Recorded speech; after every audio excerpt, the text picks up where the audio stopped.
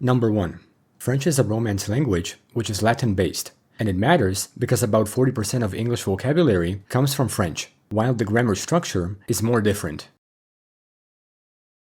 Number 2. The French alphabet has 26 Latin letters like English, but vowels can have accents that will affect pronunciation and sometimes meaning, but not letter count. Number 3.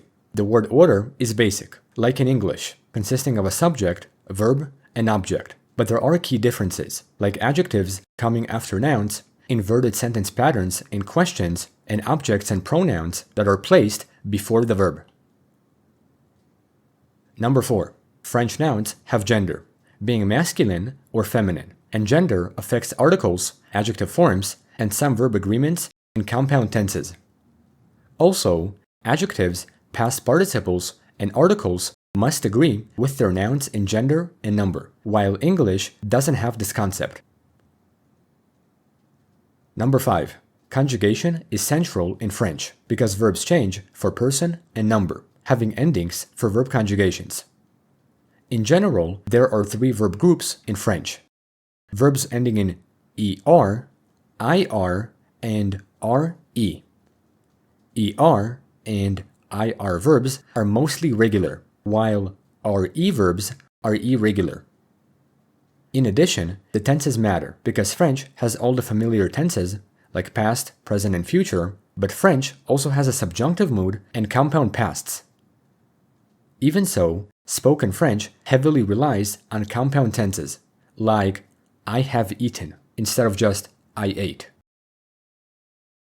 Number 6. French has more article rules than English, having specific determiners and partitive articles, and often, while English may not use an article, French will need one. Number 7. French has 2 forms of you, informal and formal. In this case, social context tells which one to use, and using the wrong one can feel rude. Also, subjects are never dropped when spoken, like saying, je parle, I speak, not just parle. Number 8. French has a lot of variations in its past tense. While this may be a confusing element in the language, it is helpful to understand the conceptual system.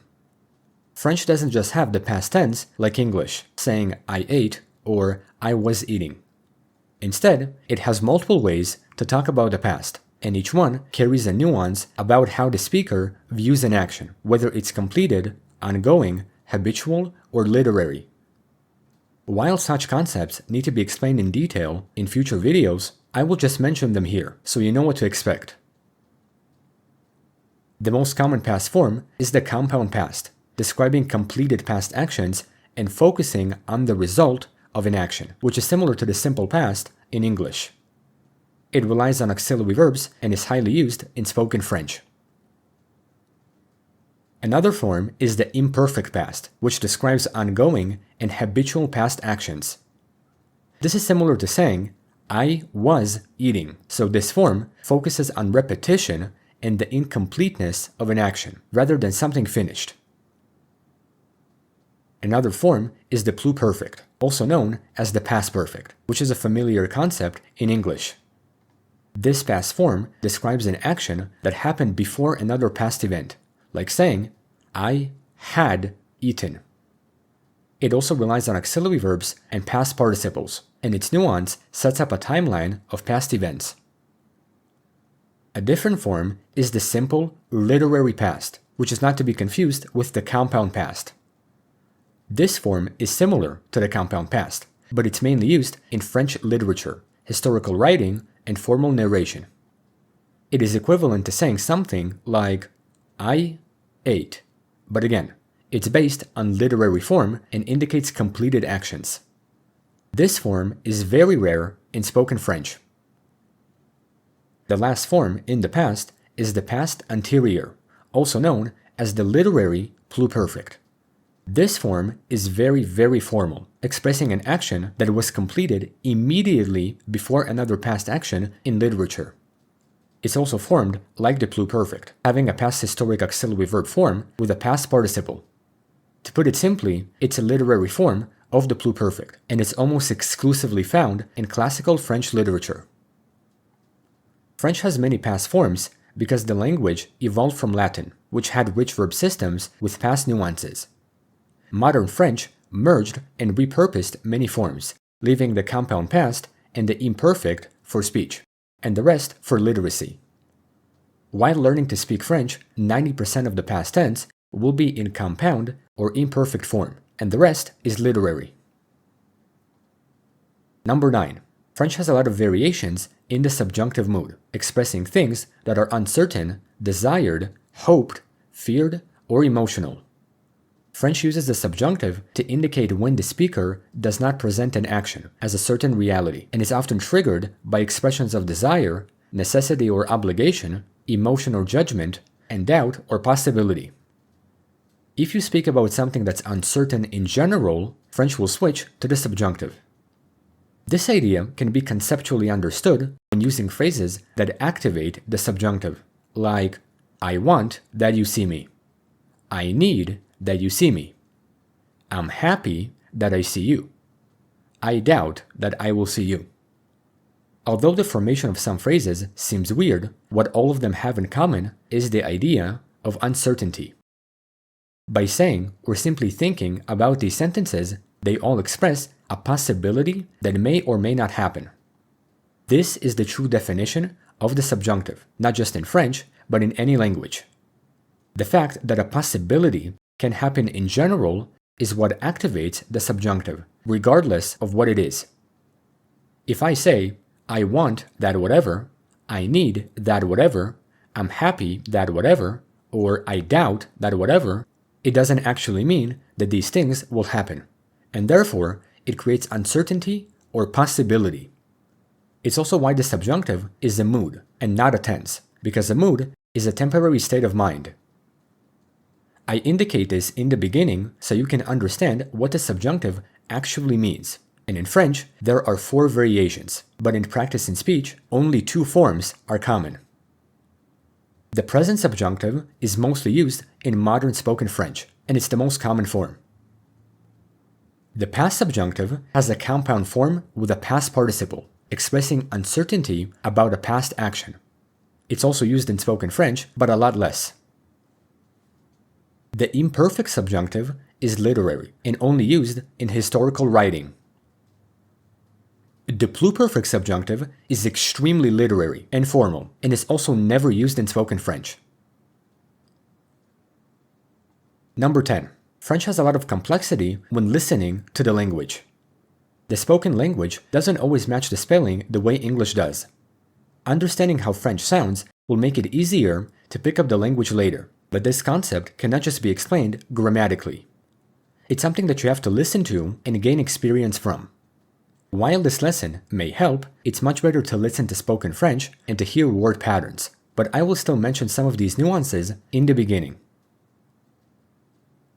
French has a lot of silent letters and invisible sounds, especially at the end of words, like petit and vous. Historically, Old French used to pronounce these letters, but over centuries, final consonants fell silent, while the spelling stayed. As a listening tip, if you see a final consonant, you can assume it's silent, unless the next word starts with a vowel. When this happens, this is what's called a liaison. A liaison is a word linking where words link together when one ends in a normally silent consonant and the next starts with a vowel, like les amis, and vous avez. The effect on listening is that a whole sentence can sound like one long word. Vous aimez un ami intelligent. Vous aimez un ami intelligent. French also has nasal vowels, which English doesn't have. Such vowels are followed by in or im, and often become nasalized, and the consonant disappears, like in the words effort, non, bon. As a listening tip, nasal vowels can make words blend together. French also has contractions, where vowels are dropped to make a better speech flow, like l'ami, j'aime, c'est. The effect on listening is that words merge together, and in the beginning, it can be hard to see word boundaries, but over time, it's something to get used to. On the other hand, spoken French can be lazier than written French, which is why listening comprehension lags behind reading for learners. For instance, the written phrase, je ne les vois pas, can be reduced in everyday spoken speech and sound like je les vois pas, even though the meaning is the same. This concept shows how reduced speech acts in spoken French. Furthermore, unlike English, French is a syllable-timed language, where every syllable is almost equally stressed. In this case, words can blend into one because there is no emphasis when speaking.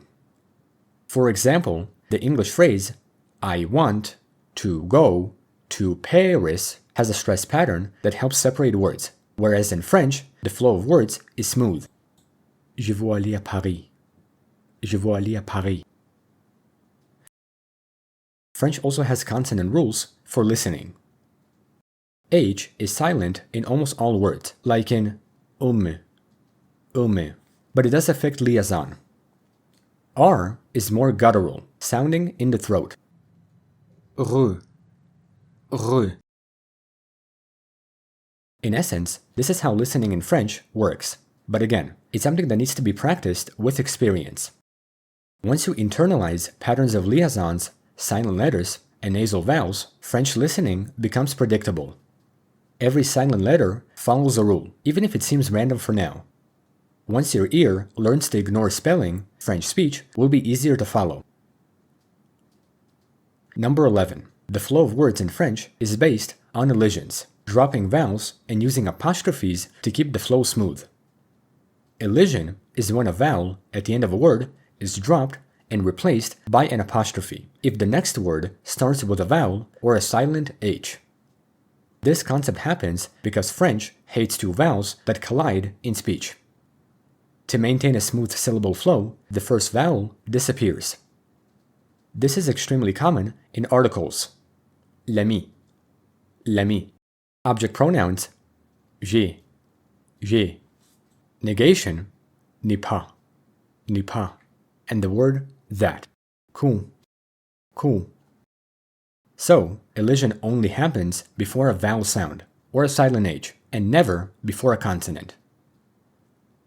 Moreover, some French word combinations automatically contract, often with prepositions and articles, like en plus a definite article.